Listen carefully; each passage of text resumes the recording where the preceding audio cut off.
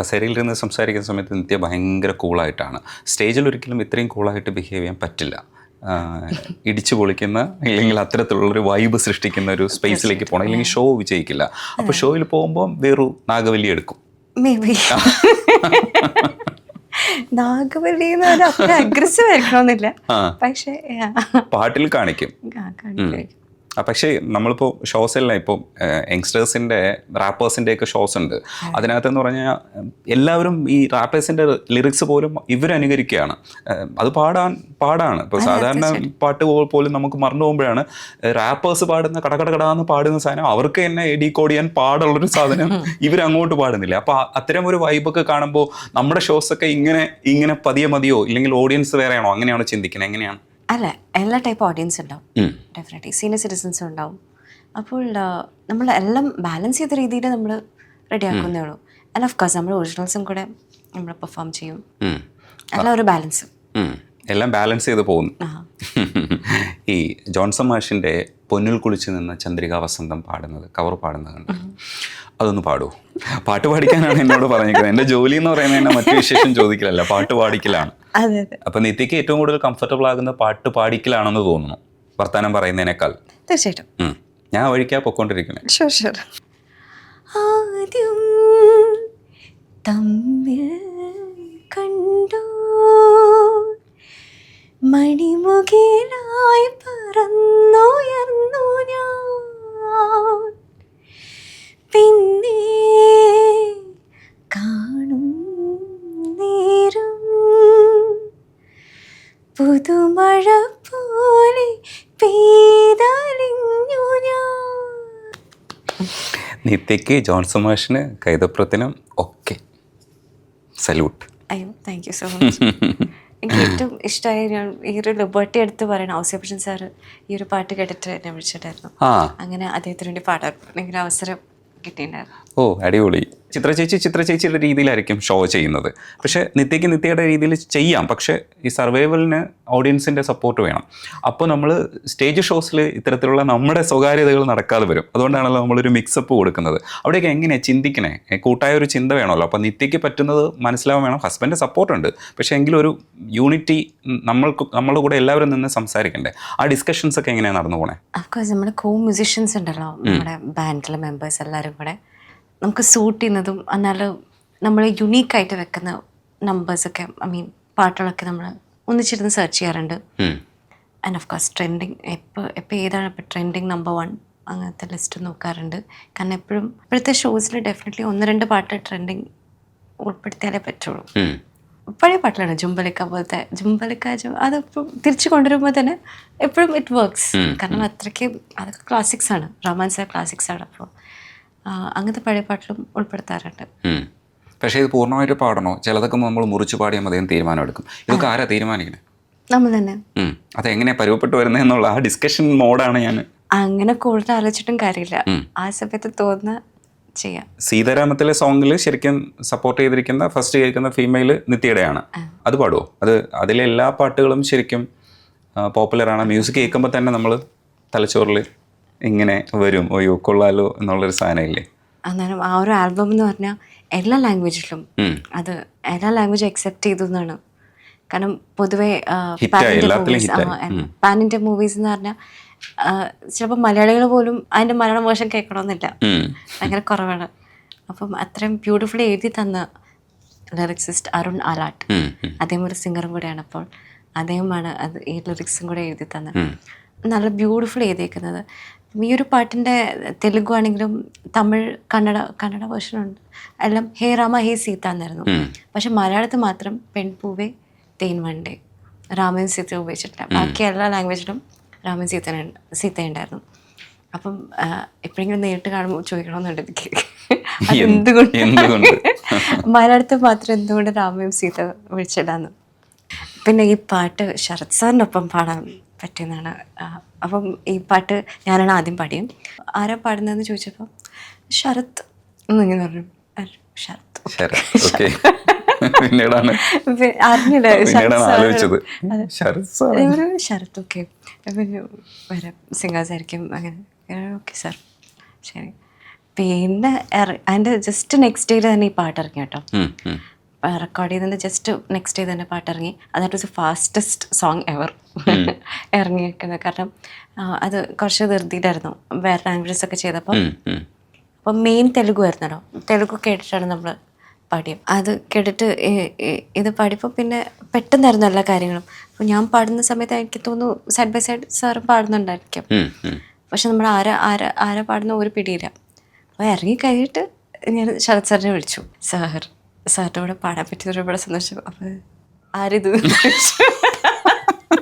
സ്ഥിരം പരിപാടി ആരാണെന്ന് ചോദിച്ചു. ഞാൻ പറഞ്ഞു സാർ എൻ്റെ പേര് നിത്യ മാമൻ. മാമനോ? അങ്ങനെ ചോദിക്കും. ഞാൻ ഒരു മാമൻ ഇവിടെ അടുപ്പിക്കാറില്ല. ഇറങ്ങിപ്പോയി. സാർ എൻ്റെ പേര് നിത്യ മാമൻ്റെ ഫാദറിന്റെ പേരൊക്കെ പറഞ്ഞ് മനസ്സിലാക്കിച്ചു കൊടുത്തു. സാറിനെ അറിയായിരിക്കും നിത്യ. സാർ അങ്ങനെ പറയുള്ളൂ. ഭയങ്കര സന്തോഷം ഈ ഒരു ടീമിൻ്റെ ഒപ്പം വയ്ക്കാൻ പറ്റിയതിന്. തേൻവണ്ടേ മനസ്സരികിലായുണ്ടേ നീ തേടും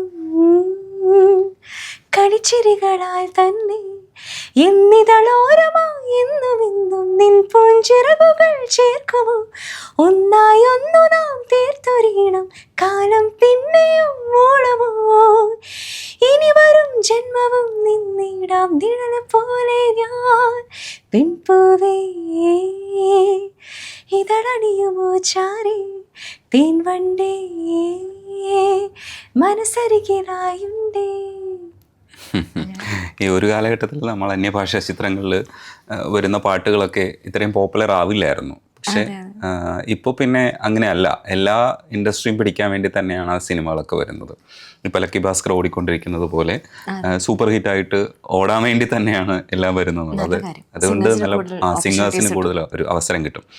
ഇടയ്ക്കൊരു ഷോയ്ക്ക് മീന വന്ന സമയത്താണെന്ന് തോന്നുന്നു. അതിനകത്ത് മോഹൻ സിത്താര സാറിൻ്റെ ഉണ്ണി വാവാവോ പാടിയിട്ടുണ്ടായിരുന്നു. കാനനക്കുയിലിന് കാതിലിടാനൊരു കാൽപ്പവൻ പൊന്നു തരാം. ഗിരീശേട്ടൻ്റെ വരികളാണ്. കാനനക്കുയിലിനൊന്ന് പാടുമോ? നിങ്ങളെ കൊണ്ട് പാട്ട് പാടിക്കുക എന്നുള്ളതാണ് എൻ്റെ പരിപാടി എന്ന് പറയുന്നത്. കാനനക്കുയിലേ കാതിലിടാനൊരു കാൽപ്പവൻ പൊന്നു തരാമോ കനകനിലാവേ കയ്യിലിടാനൊരു മോതിരക്കല്ലു തരാമോ മാരനവൻ വരും മംഗല്യനാളിൽ പെണ്ണിനുമേ മിനുങ്ങാൻ മാരനവൻ വരും മംഗല്യനാളിൽ പെണ്ണിനുമേ മിനുങ്ങാൻ കാനനക്കുയിലേ കാതിലിടാനൊരു കാൽപ്പവൻ പൊന്നു തരാമോ കനകനിലാവേ കയ്യിലിടാനൊരു മോതിരക്കല്ലു തരാമോ. രാധിക തിലക് അതെ ചേച്ചി പാടിയൊരു പാട്ടാണ്. ഈ മ്യൂസിക് പഠിക്കുന്നത് ഇപ്പോൾ എങ്ങനെയാണ്? ഹിന്ദുസ്ഥാനി തുടർന്ന് പഠിക്കുന്നുണ്ടോ അതോ കർണാട്ടിക് ട്രൈ ചെയ്യുന്നുണ്ടോ? എന്തൊക്കെയാണ് അതിൻ്റെ വിശേഷം പറയും? ഞാൻ ഹിന്ദുസ്ഥാനി എപ്പോഴും പഠിക്കുന്നുണ്ട്. Berny Ignatius music director dual Berny സാറിൻ്റെ അടുത്താണ് ഞാൻ പഠിക്കുന്നത് ഹിന്ദുസ്ഥാനി. ആൻഡ് ഇപ്പോൾ ചെറിയ രീതിയിൽ Carnatic, I mean hardcore Carnatic അല്ല, ചെറിയ രീതിയിൽ കുറച്ച് കീർത്തനങ്ങൾ അങ്ങനെ പഠിക്കാനും തുടങ്ങിയിട്ടുണ്ട്. മാമിൻ്റെ പേര് മീര രാമോഹൻ. മാമും ഒരുപാട് കച്ചേരീസൊക്കെ ചെയ്യുന്നതാണ്. She's quite famous. ഈ പാട്ട് പാടിക്കൊണ്ട് നടക്കുന്നത് എപ്പോഴും അത്തരത്തിലുള്ള സംഗതികളായിരിക്കും. അത് സിനിമാ പാട്ടുകൾ ട്രൈ ചെയ്യുമോ? അതേ ഷോ വരുന്നതിൻ്റെ ഭാഗമായിട്ട് മാത്രമേ സിനിമാ പാട്ടുകൾ പ്രാക്ടീസ് ചെയ്യുകയോ ഓർക്കുകയോ ചെയ്യുള്ളൂ? എങ്ങനെയാണ്? സിനിമാ പാട്ടിൽ പൊതുവെ കേൾക്കാനാണ് കൂടുതൽ ഇഷ്ടം.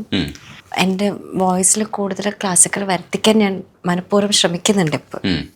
ലൈക്ക് ജസ്റ്റ് ഫിലിം മ്യൂസിക് മാത്രം, ആ ഒരു റൊമാൻറ്റിക് സോങ്സ് മാത്രം ഒതുങ്ങി പോകാണ്ട് ഡിഫറെൻറ്റ് കൈൻഡ്സ് ഓഫ് ജോണേഴ്സ് പഠിക്കാൻ വേണ്ടി. കാരണം എനിക്ക് എം ജി ശ്രീകുമാർ സാറിൻ്റെ പാട്ട് എനിക്ക് ഒരുപാട് ഇഷ്ടമാണ്. പണ്ടത്തെ കൺഫ്യൂഷൻ തീർക്കണമേ അങ്ങനത്തെ ഒക്കെ പാട്ടിലൊക്കെ അതൊക്കെ എന്താ പറയുക, ഹൈ പേസ് സോങ്ങാണ്, ഹൈ എനർജി സോങ്ങാണ്. അതുപോലെ തന്നെ ഹൈലി ക്ലാസിക്കലി റൂട്ടഡ് സോങ് കൂടെയാണ്. നല്ല പാടാണ് അത് പാടാൻ. പക്ഷെ സാറിന് നല്ല ഭയങ്കര പുഷ്പം ആയിട്ട് പാടാൻ പറ്റുന്ന പാട്ടിലാണ്. അപ്പോൾ അങ്ങനത്തെ ഒരു ഈസിനെസ്സിൽ അത് എന്ത് ടൈപ്പ് സോങ്ങും പാടാൻ എനിക്ക് തോന്നുന്നു കർണാടക ഹിന്ദുസ്ഥാനി നല്ല ബേസ് ഉണ്ടെങ്കിൽ അത് പാടാൻ പറ്റും. അപ്പോൾ തീർച്ചയായിട്ടും ദൂരെ ആരോ പാടുകയാണൊരു ദേവഹിന്ദോളം, ഉള്ളിനുള്ളിൽ പ്രണയ സരോദിൻ സാന്ദ്രമാം നാദം, കാതിൽ മെല്ലെ കിക്കിളിക്കൂട്ടും ചില്ലുലോലാക്കിൽ, കാതരസ്വരമന്ത്രമുണർത്തും ലോലസല്ലാപം, ഒരു കോടി സൂര്യമണി തേടി തെളിവാനിൽ മെല്ലെ ഉയരാൻ വാ, ശിശിരം പകരും പനിനീർമഴയിൽ വെറുതെ നനയുമ്പോൾ, ദിക്തന ദിക്തന തിരന ദിക്തന ദിക്തന ദിക്തന തിരനാ, ദിക്തന ദിക്തന തിരന ദിക്തിരന ദിക്തന ദിക്തന തിരനാ, തങ്കത്തിങ്കൾ കിണിയായി കുറുകാം, താരത്തുവൽ മെനയാം നനയാം, നീരാടിയാടും നിറസന്ധ്യയിൽ, വണ്ടുലഞ്ഞ മലർ പോലെ വാർനിലാവിനിതൾ പോലെ, നെഞ്ചിനുള്ളിലൊരു മോഹം അതിനിന്ദ്രനീലലയ ഭാവം, കുങ്കുമമേഘം കുളിരു കോർക്കും ഒരു മഞ്ഞള പോലെയുലാവാം, ദിക്തന ദിക്തന. ഇതെങ്കിലും പാടുന്ന കേട്ടോ, കുഴപ്പമില്ല, കൂടെ പാടുന്ന വിചാരിച്ചു. നിത്യ കുറച്ച് ട്രോളിക്കോട്ടെ. നിത്യ, ഈ ഗായകർ വരുമ്പോൾ പാട്ട് പാടുന്നത് കേൾക്കാനാണ് എല്ലാവരും ഇഷ്ടപ്പെടുന്നത്. കാരണം നിങ്ങൾ മുമ്പിലിരിക്കുന്ന കുറച്ച് സമയം കിട്ടുള്ളൂ. ആ സമയം പൂർണ്ണമായി എക്സ്പ്ലോർ ചെയ്യുക. ചില സമയത്ത് എക്സ്പ്ലോയിറ്റേഷൻ ആയി പോവും, അത് ക്ഷമിക്കുക. സന്തോഷമുള്ളൂ. അപ്പൊ ഇനി രവീന്ദ്രൻ മാഷിന്റെ ഒരു പാട്ട്, മാഷിനെ കുറിച്ച് പറഞ്ഞിട്ട് പാട്ട് പാടാം. ആദ്യമേ തന്നെ പറയാം, മലയാളം ഇൻഡസ്ട്രി പഴയ പാട്ടിലാണെങ്കിലും എപ്പോഴത്തെ പാട്ടിലാണെങ്കിലും നമുക്ക് മ്യൂസിക് ഡയറക്ടേഴ്സ് എന്ന് പറയുന്നത് ജെംസാണ്, മുത്തുകളാണ് നമുക്ക് കിട്ടിയിട്ടുള്ളത്. ആരാണ് ബെറ്റർ ഒന്നും ഒരിക്കലും നമുക്ക് പറയാൻ പറ്റില്ല. കാരണം അവരുടെ തോട്ട് പ്രോസസ്സ്, അവർ എന്താ പറയുക, ക്രിയേറ്ററിന് നമ്മൾ കൊടുക്കുന്ന ഒരു റെസ്പെക്റ്റല്ലേ, അതായത് ദി അൾട്ടിമേറ്റ് ക്രിയേറ്റർ, ആ ഒരു റെസ്പെക്റ്റാണ് നമുക്ക് എല്ലാ മ്യൂസിക് ഡയറക്ടേഴ്സിനോടും ഉള്ളത്. അപ്പോൾ രവീന്ദ്ര മാഷ് ഇത്രയും മലയാളി തനിമ, ഇത്രയും കർണാട്ടിക് മ്യൂസിക് ആണെങ്കിലും ഡീപ്പ് റൂട്ടഡ് ആയിട്ടുള്ള, കാരണം സ്പെഷ്യലി നമ്മൾ ഫോർ എക്സാമ്പിൾ നമ്മൾ തമിഴ്നാടു, തെലുഗു അല്ലെങ്കിൽ ആന്ധ്രയിലൊക്കെ പോകുമ്പോൾ അവർ ദി ടോക്ക് അബൌട്ട് രവീന്ദ്ര മാഷ്, അവരുടെ പാട്ടുകളെ കുറിച്ചാണ് പറയുന്നത്. അപ്പം ഒരുപാട് ഐക്കോണിക് നമ്പേഴ്സ് പാട്ടുകൾ നമുക്ക് തന്നിട്ടുണ്ട്. രവീന്ദ്ര മാഷിൻ്റെ പാട്ടുകൾ എപ്പോഴും യങ് ജനറേഷനും കൂടെ പാടണം എന്ന് തന്നെയാണ് നമുക്ക് ആഗ്രഹം. പക്ഷെ അന്നത്തെ മൂവീസിൻ്റെ സ്ക്രിപ്റ്റ് അല്ല നമുക്ക് എപ്പോഴത്തെ, അത് ആപ്ലിക്കബിൾ അല്ലാത്ത ടൈമാണ്. പക്ഷെ എന്നാലും ഒരിക്കലും എവർഗ്രീൻ ഹിറ്റ്സാണ്. മെലഡിക്കും നല്ല മെലഡിയും ഉണ്ട്, ഫാസ്റ്റ് നമ്പേഴ്സും ഉണ്ട് അദ്ദേഹത്തിൻ്റെ, രവീന്ദ്ര മാഷിൻ്റെ ഫാസ്റ്റ് നമ്പേഴ്സും ഉണ്ട്. അതുപോലെ തന്നെ ഹരിമുരളിരവം അങ്ങനത്തെ പാട്ടിൽ ഒന്നും പറയാനില്ല, വളരെ ഡിവൈൻ മ്യൂസിക്കാണ് അദ്ദേഹത്തിൻ്റെ. ഈ നിറങ്ങളെയൊക്കെ ഒരു പ്രാവശ്യം എന്താ പറയുക, നമ്മൾ പാടാൻ ശ്രമിച്ചാൽ മനസ്സിലാവും എന്താണ് രവീന്ദ്ര മാഷ് എന്നുള്ളത്. അപ്പോൾ ഒരു പാട്ട് പാടും.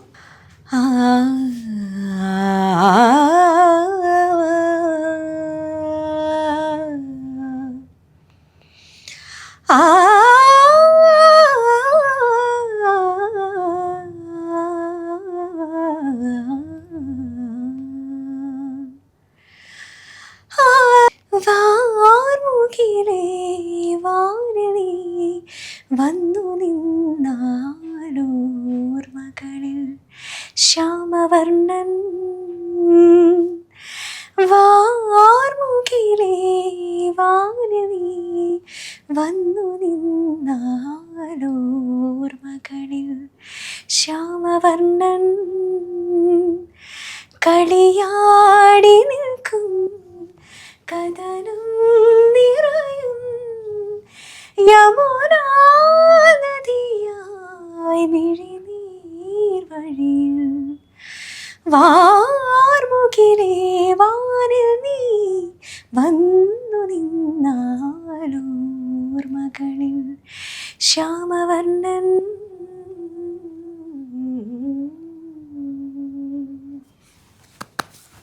അടിപൊളി.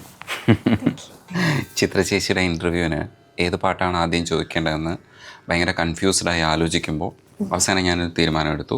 എന്നെ മ്യൂസിക്കിലേക്ക് അല്ലെങ്കിൽ ഫിലിം മ്യൂസിക്കിലേക്ക് ഇങ്ങനെ അട്രാക്ട് ചെയ്ത മനുഷ്യൻ എന്ന് പറയുന്നത് മാഷാണ്. അതുകൊണ്ട് വാർമുകിലെ എല്ലാ കാലഘട്ടത്തിലെയും എല്ലാവരെയും ആകർഷിക്കുന്ന ഒരു പാട്ടാണ്. അത് റെപ്രസെൻ്റ് ചെയ്യുന്നുണ്ട്. അതുകൊണ്ട് ചിത്ര ചേച്ചിയെടുത്ത് അത് എന്നെ ചോദിച്ച് തുടങ്ങാം. അങ്ങനെയാണ് ഞാൻ വാർമുകിലെ എന്ന് പറയുന്ന പാട്ടിലാണ് ചിത്ര ചേച്ചിയുടെ അഭിമുഖം തുടങ്ങുന്നത്. ഈ വാർമുകിലെ എന്ന് പറയുന്നത് എത്ര വാർമുകിലെ ഉണ്ടെന്ന് എനിക്ക് തന്നെ ഒരിക്കലും ഇപ്പോഴും അപ്പോഴും കേട്ട് നമ്മൾ എണ്ണി പഠിച്ചൊക്കെ വെക്കും, ഇത്രയും വാർമുകിലയുണ്ട്. പക്ഷേ എനിക്കറിയില്ല ഇപ്പോഴും വാർമുകില എത്ര ഉണ്ടെന്ന്. ചേച്ചിയത് അത് തന്നെ ചോദിച്ചാണ് തുടങ്ങിയെന്ന് എനിക്ക് തോന്നുന്നു. അത് എന്താ പറയുക, വാർമുകില പാടിയതിൽ അത്രയും ഓർമ്മകളെ പെട്ടെന്ന് കൊണ്ടുവന്നു. രസമുള്ള പാട്ടാണ്. ഈ കാലഘട്ടത്തിൽ 24 ഒരുപാട് പാട്ടുകൾ പാടിയിട്ടുണ്ട്. എനിക്ക് തോന്നുന്നു അടുത്ത ദിവസം ആമസോൺ പ്രൈമിൽ കനകരാജ്യം വീണ്ടും വരുന്നുണ്ട്. അപ്പോൾ കനകരാജ്യത്തിൽ പാട്ട് പാടിയിട്ടില്ലേ? കഥ ഇന്നുവരെ നമ്മുടെ മുകേഷ് അതെ, അതിനകത്തും പാടിയിട്ടുണ്ട്. അതേപോലെ ഈ റീസെൻ്റായിട്ട് കുറേ പാട്ടുകൾ ഞാൻ കേട്ടായിരുന്നു. പക്ഷേ ഈ സിനിമകൾ പെട്ടെന്ന് വന്നു പോകുന്നത് കൊണ്ട് തലച്ചോറിൽ ഇരിക്കുന്നില്ല എന്നുള്ളതാണ്. പുതിയ ഈ 24 ഇറങ്ങിയ ഏതെങ്കിലും ഒരു പാട്ട്, ഇപ്പോൾ റീസെൻ്റ്ലി ഇറങ്ങിയ ഏതെങ്കിലും ഒരു പാട്ട് പാടും. കാലമേ മധുമൂടിയ കാലമേ നെഞ്ചിലെ മൊഴിമൂളിയ കാലമേ ദൂരെ നിലാവിൻ്റെ രാഗാവിൽ പാടി നറുവെണ്ണിൻ്റെ വാൽപക്ഷി പതിയെ നാം കൺചിമ്മിയോ കാലമേ മധുമൂടിയ കാലമേ നെഞ്ചിലെ മൊഴിമൂളിയ കാലമേ. നമ്മൾ BK ഹരിനാരായണനെ കുറിച്ച് പറഞ്ഞപ്പോൾ വിനായക് ശശികുമാറിനെ കുറിച്ച് പറഞ്ഞില്ല. നിങ്ങൾ വെള്ളരിപ്പട്ടണത്തിനകത്ത് വിനായകൻ്റെ ഒരു പാട്ട് പാടിയിട്ടുണ്ട്. അതെ, വെള്ളരിപ്പട്ടണം മാത്രയുടെ മധുരം എന്ന ചിത്രത്തിലാണ് ഗാനമേ എന്ന ആ പാട്ട്. അത് ഹിഷാം അബ്ദുൾ വഹാബ് ഹിഷാമിൻ്റെ മ്യൂസിക്കായിരുന്നു. ഹിഷാം നല്ല രസമുള്ളൊരു ഗായകനും കൂടെയാണ്. തീർച്ചയായിട്ടും ഭയങ്കര ഇഷ്ടമാണ് നമുക്കൊക്കെ. ഏതെങ്കിലും ഒരു പാട്ട് പാടുമോ? അത് വിനായകൻ്റെ ഗാനമേ പാടാം. ഈ പാട്ട് സൂര്യസന്തോഷിനൊപ്പമാണ് പാടിയിരിക്കുന്നത്. ഗാനമേ തന്നു നീ തീരാ മധുരം കാത്തു ഞാൻ വരമാ ഇനി നാം ചേരും നിമിഷം ഗാനമേ തന്നു നീ തീരാ മധുരം. അപ്പോൾ നിങ്ങൾ ഈ നാടിൻ നന്മകനെ പൊന്മകനെ ഒന്നും സ്റ്റേജിൽ പാടില്ല? ഇലുമിനാറ്റി ഞാൻ പൊതുവെ പാടാറില്ല. സത്യയുടെ ഇലുമിനാറ്റി ആയതുകൊണ്ട് ഞാൻ പാടുന്നു. പക്ഷേ കാലം അത്തരത്തിലുള്ള പാട്ടുകൾ ആവശ്യപ്പെടുന്നുണ്ട്. ഇപ്പോൾ സുഷിനെ പോലൊരു മ്യൂസിക് ഡയറക്ടറുടെ പാട്ടുകൾ ക്യാരി ചെയ്യാതെ നമുക്ക് നിൽക്കാൻ പറ്റില്ല യങ്സ്റ്റേഴ്സിൻ്റെ ഇടയിൽ. അപ്പോൾ എന്ത് ചെയ്യും നിങ്ങളുടെ ഷോയിൽ? ആ പാട്ട് മാത്രമല്ല, സുഷിൻ്റെ ബാക്കി പാട്ടുകളൊക്കെ പാടി മാനേജ് ചെയ്യും. ഇലുമിനാറ്റി ആയതുകൊണ്ട് പാടില്ല എന്നേ ഉള്ളൂ. പക്ഷേ റാപ്പേഴ്സിന്റെ പാട്ടുകളൊക്കെ എല്ലാവരും ആവശ്യപ്പെടില്ലേ? അപ്പോൾ എന്ത് ചെയ്യും? കിങ് ഓഫ് കൊത്ത എന്ന ചിത്രത്തിൽ ഞാൻ റാപ്പ് ചെയ്തിട്ടുണ്ട്. ശരിയോട് ചോദിക്കരുത്, മറന്നു പോയിട്ടുണ്ടാവില്ല.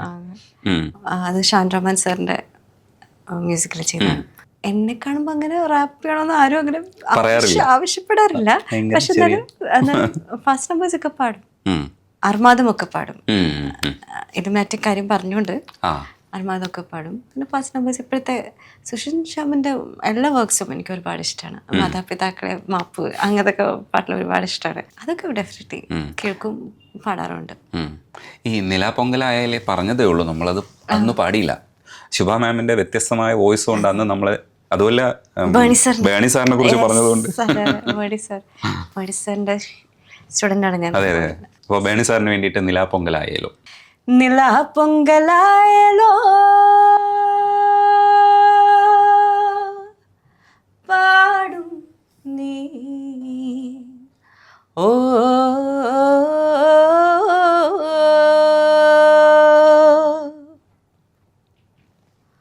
മഴക്കോളു കണ്ടാൽ മതിക്കും ഈ നാട്ടിൽ ഇടത്തോട് പോലും ആര് കിളിപ്പാട്ടു തേനായി തുടിക്കുമി നാട്ട് കരിക്കാടി പോലും പാല് തനിത്തങ്കവും കൊണ്ട് പോകുന്നു ഞാനും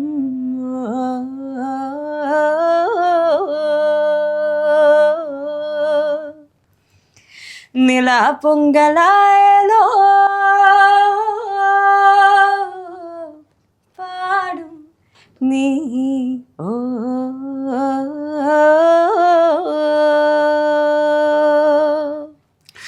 നിങ്ങളുടെ തൊണ്ടയിൽ നിന്ന് ഈ പാട്ട് കേൾക്കുമ്പോൾ ഭയങ്കര രസമാണ്. കാരണം വളരെ ഹസ്കി ആയിട്ട് സംസാരിക്കുന്ന ഈ വാതുക്കല് വെള്ളരിപ്രാവ് എന്നൊക്കെ ഞങ്ങൾക്ക് പറഞ്ഞു തരുന്ന ഒരാളിങ്ങനെ ലൗഡായിട്ട് പാടുമ്പോൾ ഒരു രസമുണ്ടല്ലോ. ഇങ്ങനെ പാട്ടൊക്കെ കിട്ടിയ ഐ മീൻ അങ്ങനെ ഇതുവരെ പ്ലേ ബാക്ക് ഇങ്ങനത്തെ പാട്ടിൽ പാടാൻ പറ്റിയിട്ടില്ല.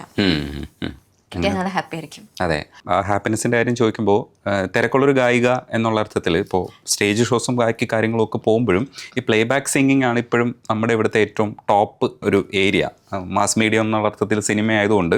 പക്ഷേ ആ പാട്ട് മാറുന്നുണ്ട്. പക്ഷെ എങ്കിലും റാപ്പും ഒക്കെ കയറി വരുന്നുണ്ട്. ആ ഏരിയയിലൊക്കെ നിങ്ങളൊക്കെ ശ്രദ്ധിച്ചേ പറ്റൂ എന്നുള്ളതാണ് ഒരു ഇവിടുത്തെ ഒരു ഇൻഡസ്ട്രിയുടെ ഒരു രൂപം എന്ന് പറയുന്നത്.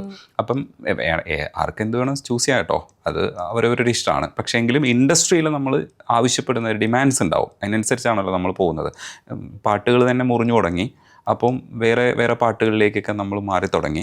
അപ്പം എന്താണ് ശരിക്കുള്ള ആഗ്രഹം? ഈ തിരക്കായിട്ട് ജോലി ചെയ്ത് പോകണമെന്നാണോ, അത് മ്യൂസിക്കിനെ കൂടുതൽ ഡെപ്തിൽ മനസ്സിലാക്കണമെന്നാണോ, ചില വർക്കുകൾ ചെയ്ത് വെക്കണമെന്നാണോ? ഡെഫിനറ്റ്ലി ഡെപ്തിൽ ഇനിയും ഒരുപാട് പഠിക്കാനുണ്ട്. ഞാൻ ഏറ്റവും കൂടുതൽ റിഗ്രറ്റ് ചെയ്യുന്ന കാര്യം തന്നെ ഞാൻ ചെറുപ്പത്തിൽ അത്രയും പഠിച്ചിട്ടില്ല പാട്ട്. അതാണ് എൻ്റെ ഏറ്റവും വലിയ റിഗ്രറ്റ്. എപ്പോൾ പഠിക്കുന്നേ ഉള്ളൂ. അപ്പം ഇനിയും ഒരുപാട് പഠിക്കാനുണ്ട് എന്നെനിക്കറിയാം. അപ്പം അത് കൂടുതൽ ഡെപ്തിൽ മനസ്സിലാക്കാം. ഒരുപാട് പാട്ടുകൾ ചെയ്യണമെന്ന് വലിയ ആഗ്രഹമില്ല. ഞാൻ 2019 എൻ്റെ തുടക്കം. ഇപ്പോൾ 2024 5 വർഷമായി.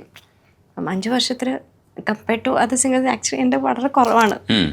എൻ്റെ ഇത് നോക്കുമ്പോൾ ലിസ്റ്റ് ഓഫ് സോങ്സ് ആക്ച്വലി വളരെ കുറവാണ് എൻ്റെ. I would say I am blessed. നല്ല മ്യൂസിഷ്യൻസിനൊപ്പം വർക്ക് ചെയ്യാൻ പറ്റി എനിക്ക്. അതാണ് ഏറ്റവും വലിയ അവാർഡ് എനിക്ക് എന്ന് ഞാൻ പറയും. അത് ദൈവം സഹായിച്ച് അതൊരു ബ്യൂട്ടിഫുൾ തുടക്കം നല്ലായിരുന്നു. എല്ലാം ഇങ്ങനെ ഗൈഡ് ചെയ്ത് കൊണ്ടുപോവാണ്. അപ്പോൾ ഒരുപാട് പാട്ടിൽ പാടിയിട്ടും എനിക്ക് അങ്ങനെ ആ ഒരു സാറ്റിസ്ഫാക്ഷനെക്കാട്ടിലും ഇങ്ങനെ നല്ല നല്ല പാട്ടിലെല്ലാവരും ഏറ്റ് പാടാൻ പറ്റുന്ന പാട്ടിൽ എല്ലാവർക്കും പാടാൻ പറ്റണം. അതാണ് എൻ്റെ പാട്ടിൽ അത്രയ്ക്ക് സിമ്പിളായിരിക്കണം എല്ലാവർക്കും പാടാൻ പറ്റുന്നത്. അതാണ് എനിക്ക് സന്തോഷകരമായിട്ടുള്ള കാര്യം.